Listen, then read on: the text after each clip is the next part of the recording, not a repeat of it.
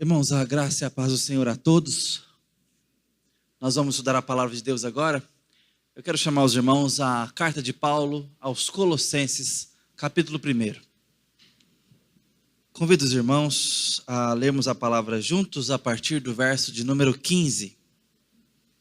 Assim diz a palavra do Senhor.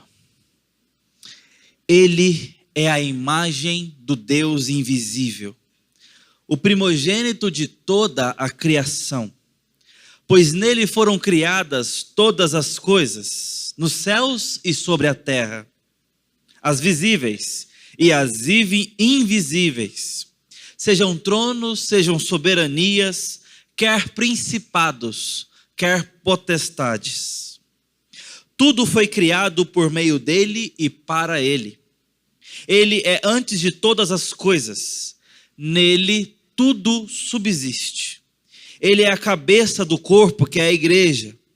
Ele é o princípio, o primogênito dentre os mortos, para ter a primazia em todas as coisas. Porque Deus achou por bem que nele residisse toda a plenitude. Até aqui a palavra de Deus. Vamos orar.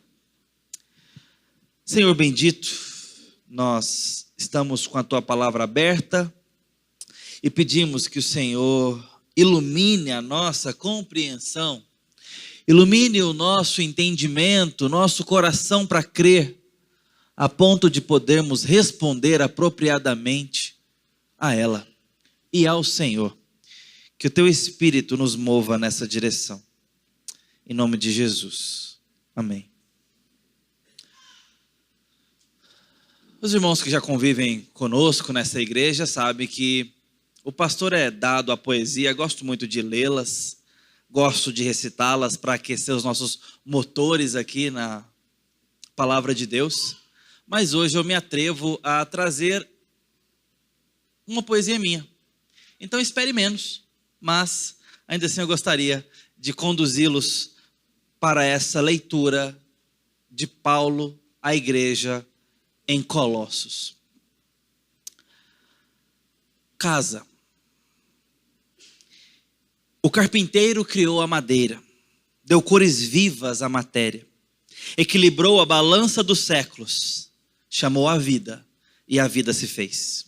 Fauna, flora, vida. Chamou a vida e a vida se fez. E o oleiro amassou o barro, moldou com arte e com precisão. Surgiram formas lindas, coloridas, nasceu o novo onde era a escuridão. Potes, vasos, vida. Soprou a vida e a vida veio então. Nasceu a vida, vida que fez gente e em gente se tornou também. Viveu com a gente e se fez aliança. Atou o laço que nos une bem. Juntos, sempre, casa. Nosso lar é ele, e a paz vem dele. Vem. Casa. Paulo está escrevendo à igreja em Colosso para orientá-la à fé. Para trazer à memória daqueles irmãos alguns conceitos fundamentais e confrontar pontos cruciais. Olha que redundância na ocasião. Quanto a Cristo. Paulo então escreve desde o primeiro capítulo, desde o primeiro verso, falando com eles sobre o fato de que aquela igreja estava debaixo de oração. E agora precisava de orientação teológica. A igreja em Colossos era uma igreja. E uma igreja crente, que cria em Jesus Cristo. Era uma igreja que confessava Jesus como seu Salvador. Era uma igreja, de fato, verdadeira, tinha toda a sua constituição formal, legítima, mas havia um problema na igreja. Havia aquilo que nós chamamos de heresia colossense. Não é algo que se pega como uma gripe ou qualquer vírus. Não é com ar que se respira. É a partir de práticas e decisões do cotidiano. Havia uma miscigenação teológica, permita-me dizer assim, A igreja cria em Cristo, mas havia um ponto em sua teologia onde Cristo não estava sendo suficiente. E olha, era em algo que deveria ser. Aliás, onde Cristo está envolvido, via de regra, ele basta. É a partir desse ponto eu quero que você me escute com atenção devida. Porque a igreja precisava ser orientada e até exortada. Porque nós não deveríamos ser. E eu quero deixar o caminho aberto ao meu coração para que a palavra de Deus me exorte como essa igreja foi. Então, a partir de agora, eu vou aprofundar um pouco mais no problema colossense, tendo o nosso parâmetro como espelho. E quando eu falo nosso parâmetro, é de momento atual. Porque por mais que estejamos vivendo em comum no mesmo momento, e nessa hora no mesmo auditório de congregação, as nossas realidades, o que nos trouxeram até aqui, não são os mesmos, as mesmas. Temos histórias distintas aqui. Temos pano de fundo pessoais diferentes. Temos histórias, crenças, confianças distintas. E essa igreja também tinha a sua. É uma igreja que foi há não muito tempo evangelizada. Essa igreja ainda estava num processo de consolidação da sua identidade teológica, mas o professor delas foi o apóstolo Paulo. Então o discipulado aqui é robusto, mas ainda assim não escapava de ter que ter ajustes, confronto.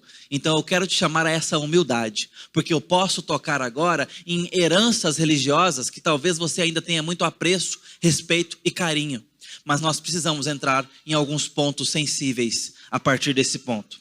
A igreja aqui estava vivendo algo a mais quanto à suficiência de Jesus para a sua salvação.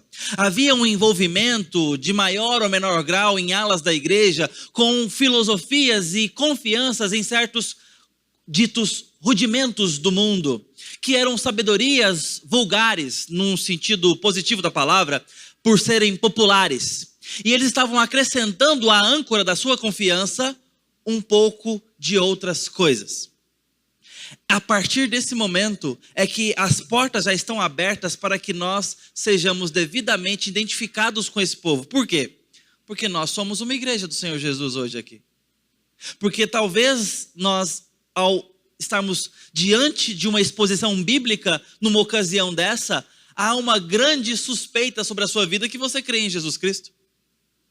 Há uma grande possibilidade, probabilidade de você confiar em Cristo para a sua salvação. Bom, veja, esse também não era o problema da igreja colossense. Essa igreja cria em Jesus Cristo para a sua salvação. A questão é que havia algo a mais para auxiliar a espiritualidade desse povo com relação a Jesus Cristo. E é nesse ponto, irmãos, portanto, que a coisa fica muito sensível. Eu vou do grosseiro, depois a gente refina. Mas você quer ver que isso pode ser atualizado imediatamente?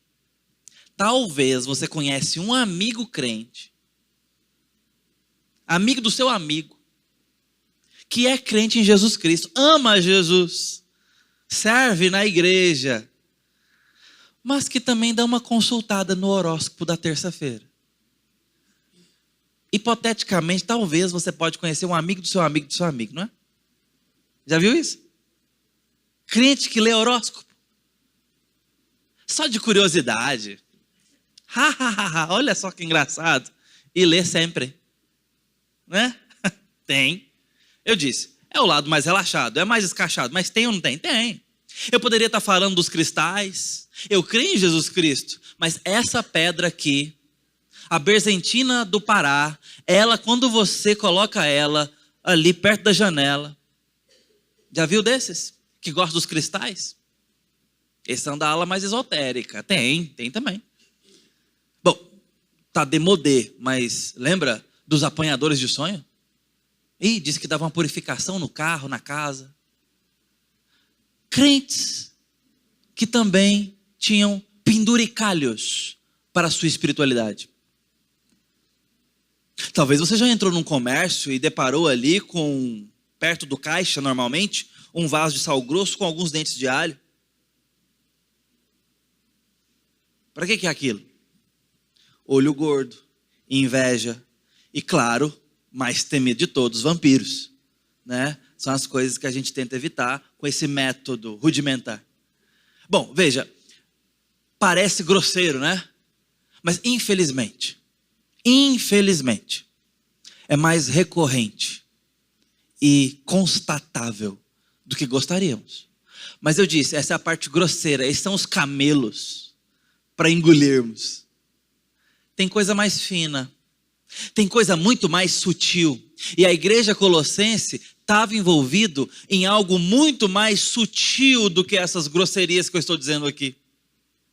Porque a igreja colossense estava envolvida com pensamentos filosóficos contemporâneos ao seu tempo, que estavam sendo auxiliares à espiritualidade e à fé deles, porém eram concorrentes da suficiência de Cristo para a salvação deles. E Paulo vai confrontar isso.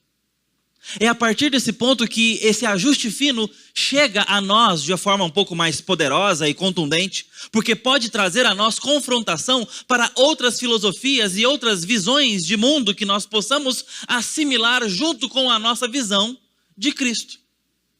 E quando é que se torna cada vez mais constatável em nossa vida? Quando a nossa vida é fragmentada, é dicotomizada do ponto de vista teológico.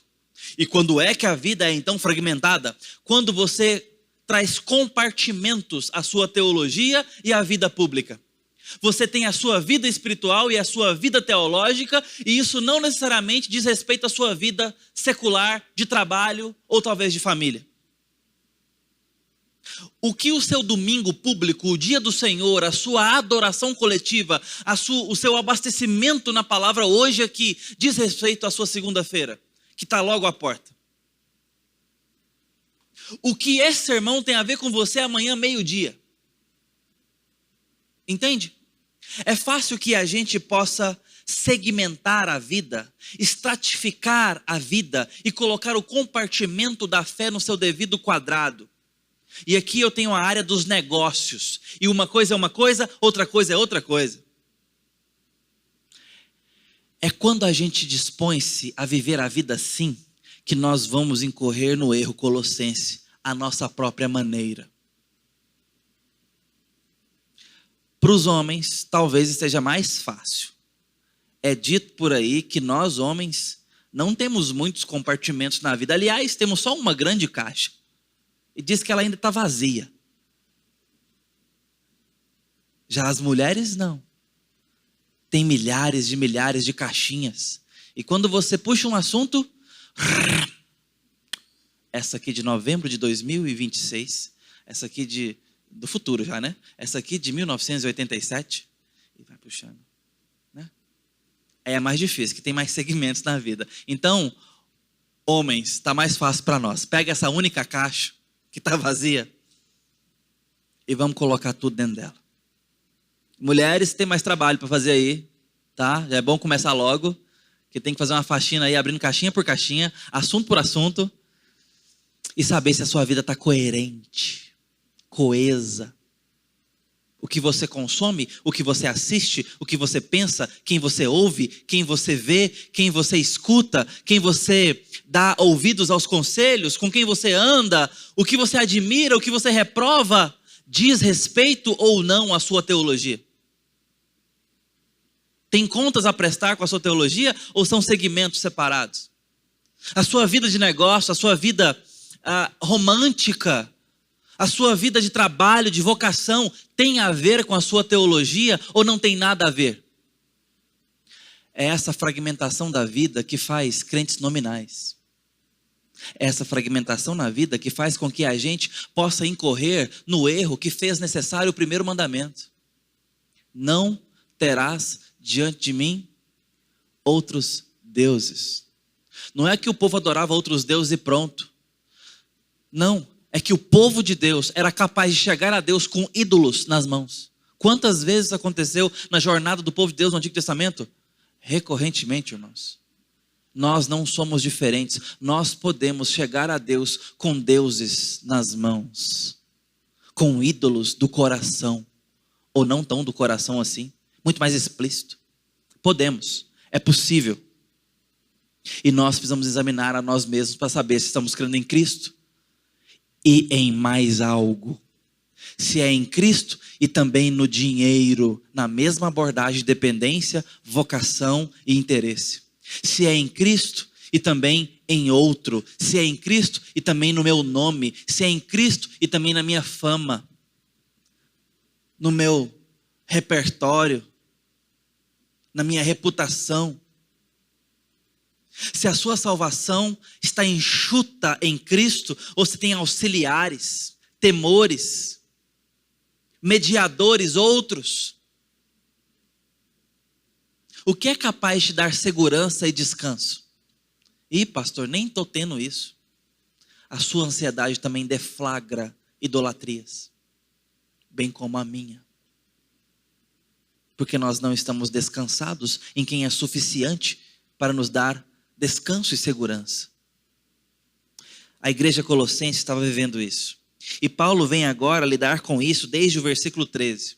No versículo 13 e 14, Paulo diz assim: Ele nos libertou do poder das trevas e nos transportou para o reino do Filho do seu amado, em quem temos a redenção, a remissão dos pecados.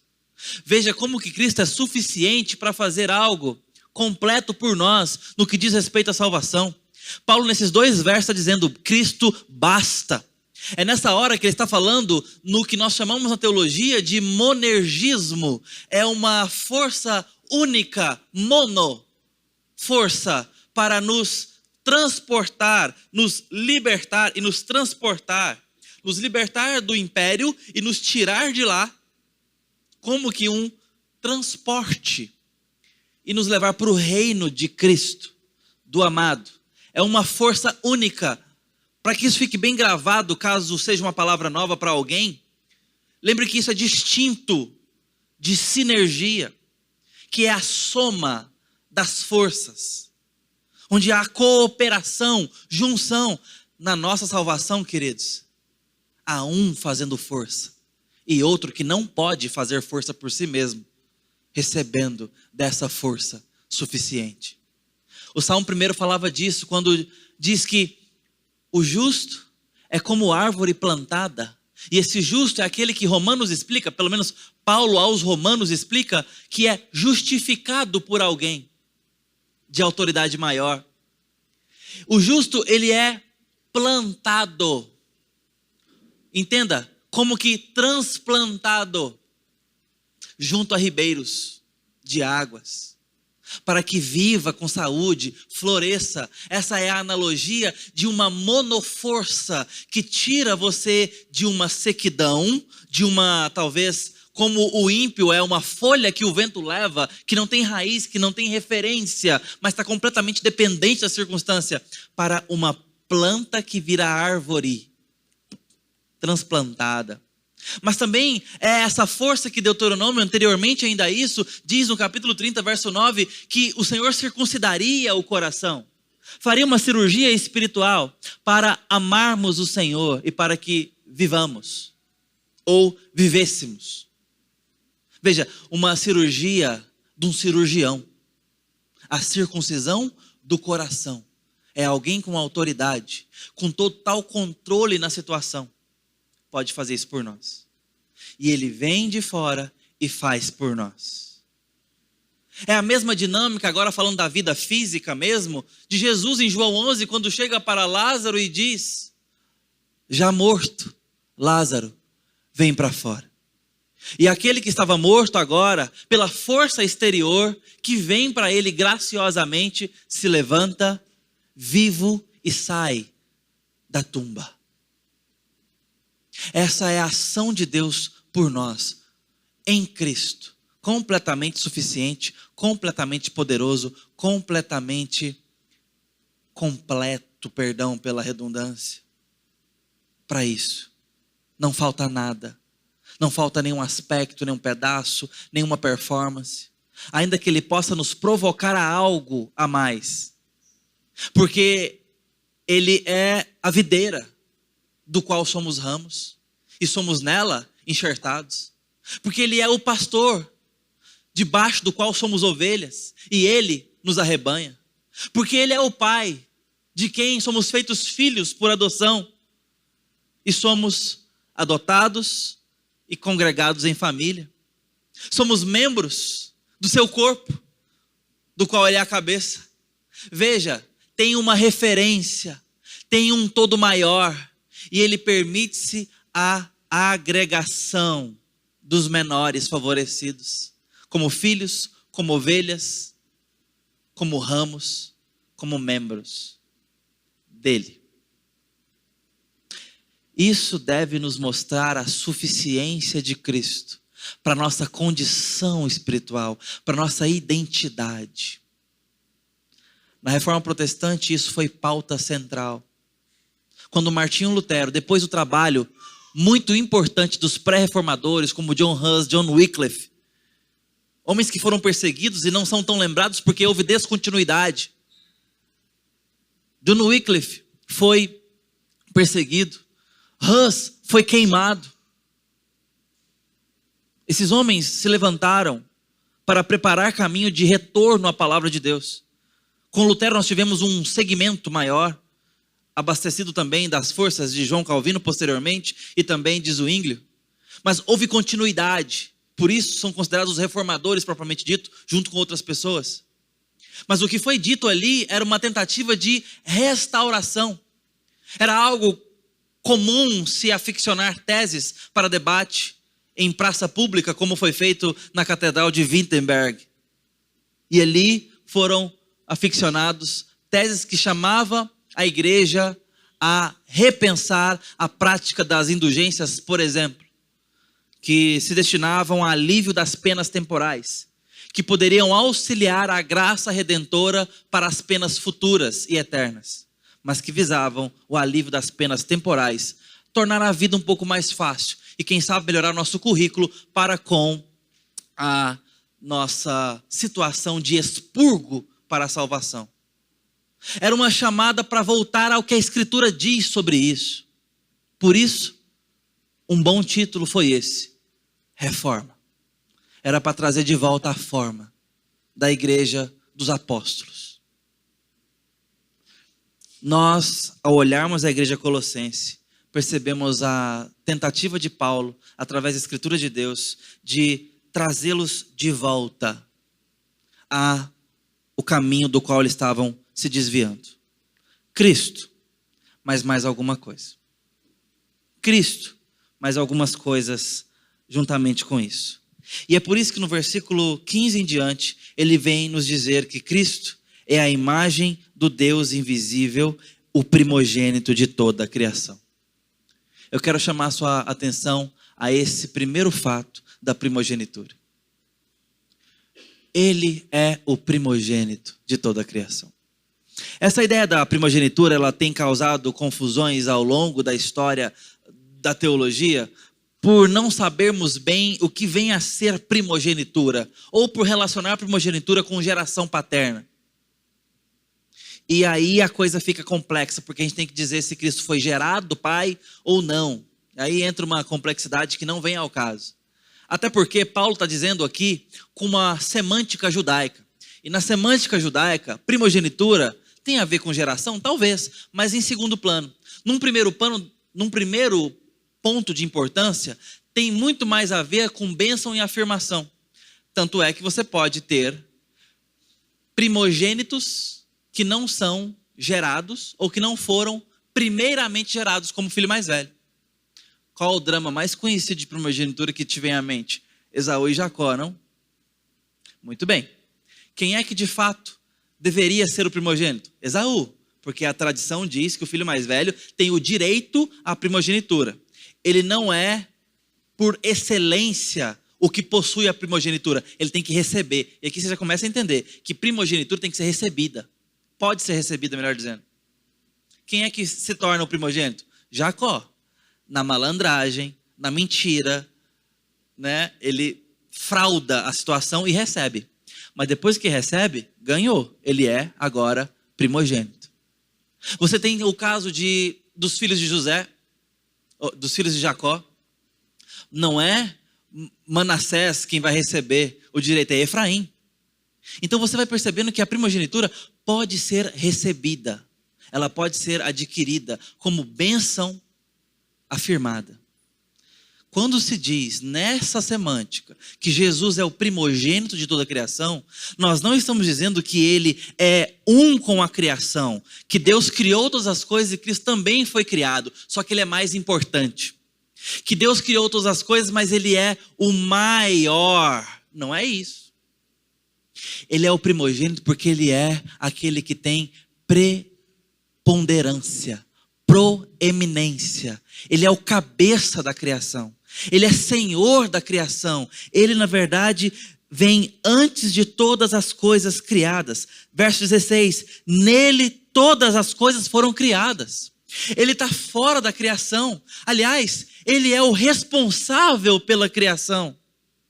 É o carpinteiro que faz a madeira. E não é feito junto com ela. É ele fora dela que cria, que desenha, que projeta e realiza toda a ordem da criação. Quer matéria, como a grama, como Marte, ou os anjos. As coisas foram feitas em Cristo. Ele não é o mais importante. Ele é o Senhor de toda a criação. Ele está acima de todas as coisas. E por que isso é importante? Porque nós precisamos ter muito claro em nossa teologia, espiritualidade e vida prática a grande importância de Cristo e a grande supremacia de Cristo na vida. Eu quero citar aqui com vocês uma fala do Keller e do Michael Gorin, um especialista em movimento de igreja contemporâneo. O Keller falava o seguinte: Jesus não foi apenas um cara legal, que faz o bem para todo mundo. Você não crucifica caras legais, você crucifica ameaças. E o Gorin diz o seguinte: no ambiente atraente do pluralismo, a igreja confessa de modo humilde, mas ousado, que a salvação é encontrada somente ou exclusivamente em Cristo. São afirmações que a gente precisa lidar com elas na nossa teologia prática. Ou Cristo basta, ou ele é mais um. Ou Cristo é o supremo Senhor de toda a criação e, portanto, suficiente para a salvação, ou nós vamos precisar de Cristo e mais alguma coisa. E quando eu acrescento mais alguma coisa, eu desonro a obra completa de Cristo, a obra suficiente de Cristo.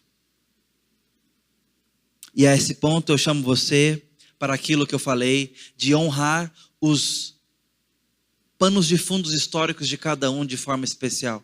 Porque eu quero citar algumas tradições religiosas a partir desse momento, com respeito, mas com devida confrontação.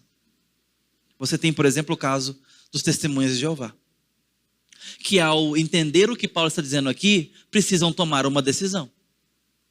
Porque dentro do segmento das testemunhas de Jeová, cresce em Cristo, sim, mas Cristo não é um com o Pai. Cristo não é a segunda pessoa da Trindade. Cristo não é a imagem do Deus invisível e, portanto, não é proeminente sobre toda a criação e suficiente Salvador. Mas se anuncia Cristo, se crê em Cristo, mas não ocupando esse posto, essa identidade. Veja, portanto, que é importante que a nossa teologia tenha isso muito em conta para que nós identifiquemos a verdadeira fé bíblica em Deus e na sua provisão que a Bíblia nos revela. Aqui temos um ponto de distinção. Precisamos tratar disso. Como eu disse agora há pouco ao nosso coração, numa sintonia muito mais fina e também em movimentos históricos. Com respeito, mas sem omitir a verdade. Nós podemos caminhar agora ao kardecismo espírita. Crescer em Cristo nessa tradição histórica? Sim. Cristo é crido. Cristo é admirado. Mas Cristo não é considerado como um com Deus, como Deus vivo, como suficiente para a salvação, mas como um espírito das mais altas luzes, em alto grau de consideração, admiração, contemplação. Um espírito iluminado, profético até. Pode ter beleza nessa abordagem, pode ter algo até admirável em certo aspecto, mas ainda assim, biblicamente, profundamente insuficiente para quem Cristo se apresenta nas Escrituras. Eu poderia citar o campo dos muçulmanos, e cito. No Islã, nós temos um Cristo crido, admirado até, sabia disso? Um Cristo que é tido em respeito e consideração. O Cristo dos cristãos. Mas ele está talvez na altura de Moisés, mas não mais do que isso. É um grande profeta. Foi alguém importante na profecia teológica do mundo antigo. Mas não um com Deus. Mas não aquele que é suficiente e reflete a imagem de Deus. Mas ele foi um profeta. Em Jesus nós vemos que, pelo menos em parte da história, ele é espírito. E é sim o Pai das luzes. Nós vemos em Cristo, sim, alguém de grande autoridade teológica. Mas não é só isso. Embora há verdades em muitos segmentos religiosos, eu vou parar só nesses 3 exemplos de distinção ao que Paulo está dizendo.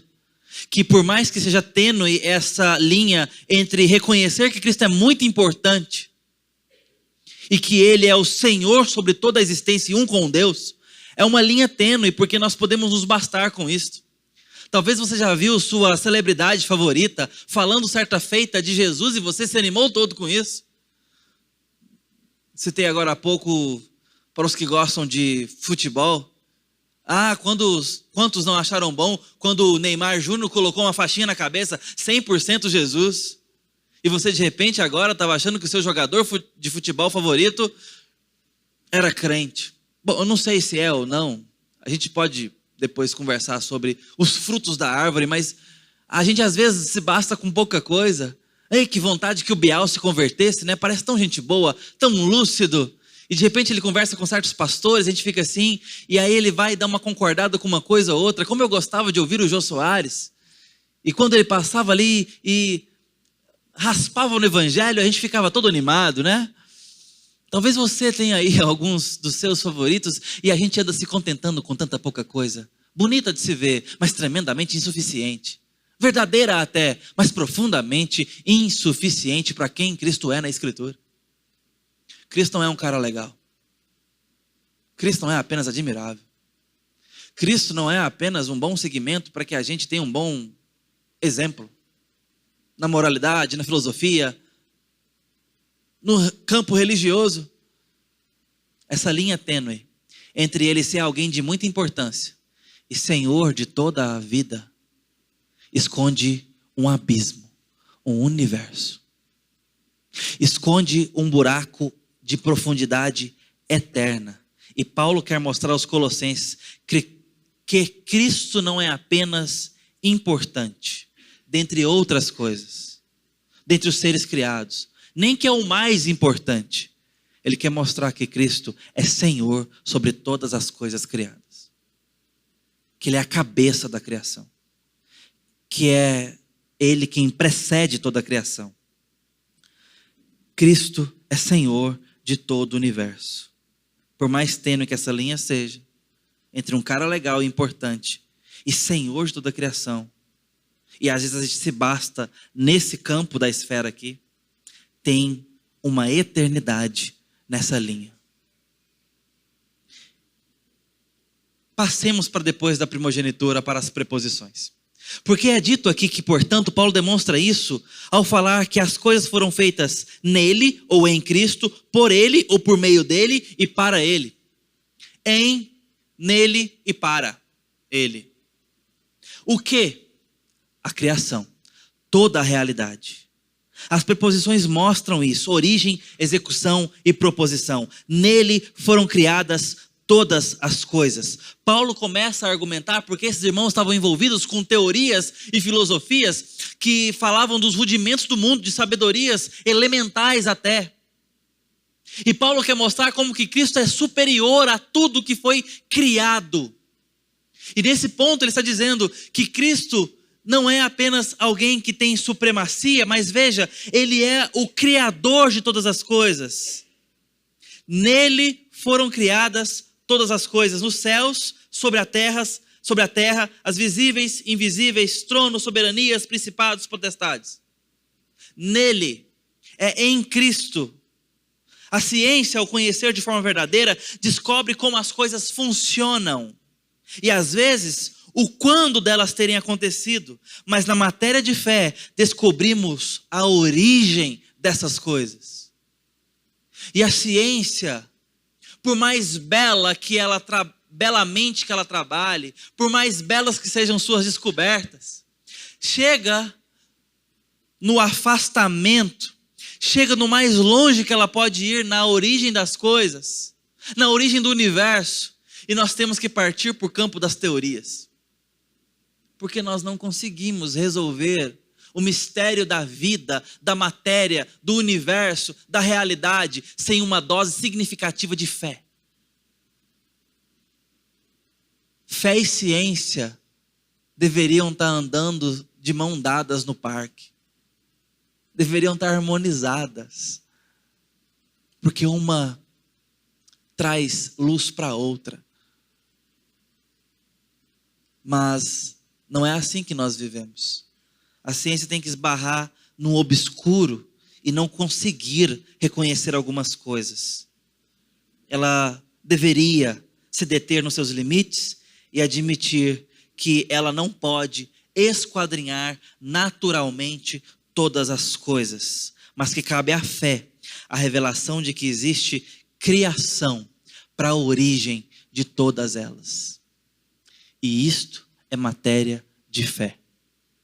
O nosso criacionismo tem que ser um criacionismo elevado a tal consequência que nós vamos para a ciência, vamos para as ciências, vamos para a realidade com a mente que tem Cristo no centro. Nós estamos vivendo um momento agora muito especial no que diz respeito às descobertas e exploração espacial. Nós temos alguns telescópios, algumas câmeras, como por exemplo o Hubble, que está nos trazendo, bem como o Webb, está nos trazendo algumas imagens jamais vistas, com tamanha nitidez, definição e, claro, consequente beleza do universo.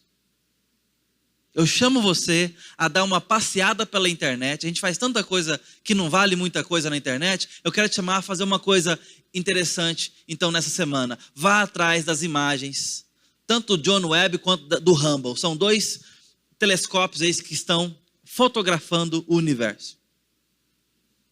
É de cair o queixo com a beleza que está diante de nós. Mas você pode ir para Pirinópolis e se também encantar com uma cachoeira gelada, maravilhosa e linda, ver o pôr do sol do Cerrado, ou mesmo visitar uma praia maravilhosa, uma areia fininha, olho ardendo de sal, pele queimando. Esse é outro problema, né? Mas você pode se deliciar nas belezas dessa vida, olhar a complexidade de um ser humano, uma criança nossa de colo que começa a falar as primeiras palavras e sons ali. A gente pode olhar para a natureza, seja espacial, seja microscópica, ou mesmo dentro de casa, ao redor da mesa, e se encantar com a beleza. E isso não dizer respeito a nada do seu autor, do Criador dessa beleza. Que vazio, não? Eu quero olhar para o espaço, eu quero ver as primeiras imagens de Marte. Não tem nada para ver, mas é interessante, né? Aquela terrona que a gente fica vendo lá. E eu quero ver o Criador por trás. Eu quero olhar na complexidade dos meus filhos e ver a beleza do Criador por trás deles. Eu quero olhar para a arte, para a vida, para a ciência e para a matemática e perceber que há ordem nesse mundo, porque Deus é Criador dele. A minha teologia tem que chegar na minha vida cotidiana. Essa semana eu me deparei com uma discussão teatral sobre inteligência artificial e arte. Nela, duas pessoas debatiam sobre o que pode ser considerado arte. Uma discussão antiga, mas que agora em inteligência artificial volta à tona. E aí alguém disse, um proponente, sim, arte não depende de quem faz. Porque se você vê um quadro bem pintado, você vai admirar o quadro e não importa quem pintou. Verdade. Poxa, é verdade. Então pode ser um robô. Pode. Se o quadro é bonito, a obra é bela. E alguém responde assim, o contraditório. Ei, fulano, escuta o que eu vou te dizer. Eu te amo. Verdade? Não. Mas se você escutou eu falando eu te amo agora, e isso causou certa expressão em você e reação, você teria a mesma reação se o seu Raimundo ali te dissesse eu te amo? E ele parou para pensar, não. E quando a sua esposa fala para você, eu te amo, como é que você escuta isso? É diferente. E significa outras coisas. Sim. E quando o seu filho te diz, eu te amo, pela primeira vez, me lembro bem. Então importa ou não importa quem faz o texto?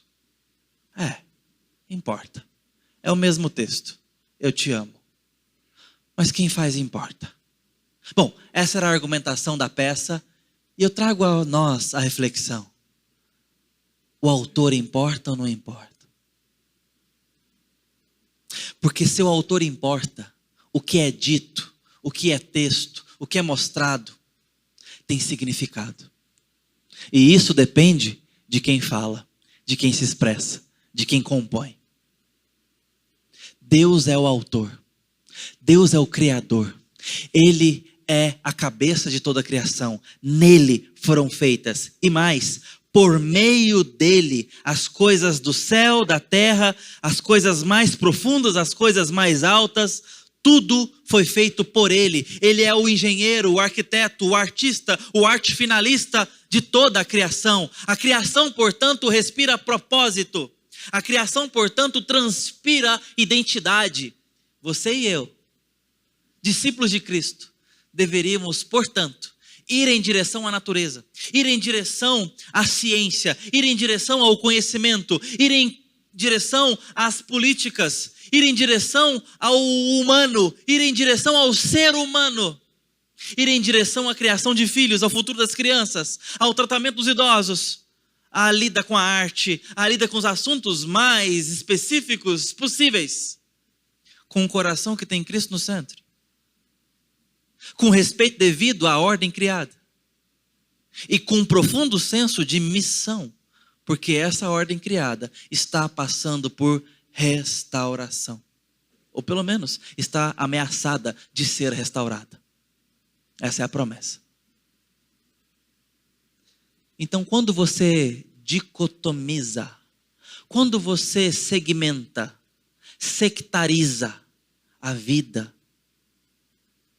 quando você separa a sua teologia da sua sexualidade, quando você tira o temor a Deus dos seus negócios, quando Jesus Cristo não tem nada a ver com o seu dinheiro, nós estamos desonrando a Cristo Jesus como Senhor de toda a criação.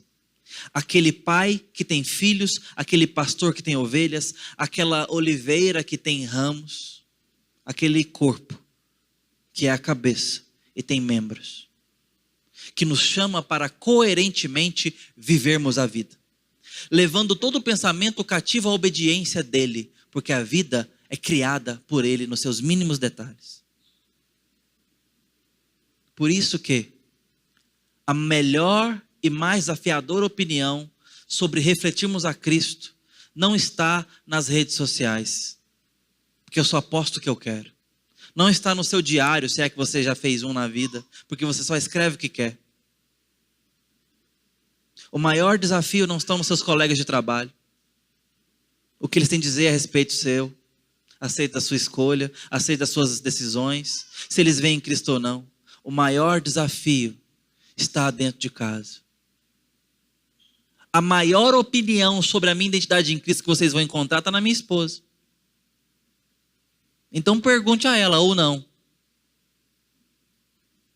Mas é dentro de casa que nós vamos espelhar, sem máscaras, o que somos realmente dispostos a pôr em prática na nossa fé em Cristo. No resto, a gente tenta maquiar o máximo que dá. Mas na nossa intimidade, fica expresso o que de fato cremos de Cristo. O que de fato estamos dispostos, ou com qual profundidade a minha teologia chega na minha prática. Chega no bolso, chega na minha convicção de trabalho, chega na minha consideração com o meu próprio nome, chega na minha intimidade. E todas as coisas também foram feitas, por fim, para Ele. A propósito na vida. Há um propósito para a história. A história não foi feita para realizar os seus sonhos, nem os meus, mas para que Deus redimisse o seu povo e fosse glorificado nele, e então nos preparasse para a eternidade. É nesse trânsito que a criação é chamada à restauração. Homens e mulheres são enviados, depois de serem adotados em Cristo, para missiologicamente pregarem as boas novas do Cordeiro até que Ele volte. É assim que nós deveríamos estar indo trabalhar amanhã. Com a cabeça de quem foi alcançado para alcançar. De quem foi amado e agora deve amar. É com essa cabeça que nós deveríamos hoje voltar para casa e entrar no nosso leito com o nosso cônjuge, com a cabeça de alguém que tem Cristo no centro. É com essa cabeça que nós devemos fazer os planos do ano que vem. É com essa cabeça que eu devo lidar com a televisão, com a internet, com o conhecimento, com as minhas referências, com o problema do mal, com as dores desse mundo, com a cabeça de quem tem Cristo no centro da história, de tal forma que essa história concorre para Ele. Ele é o cabeça de tudo, o construtor de todo o universo, e tudo foi feito para Ele. Em qual conclusão chegamos?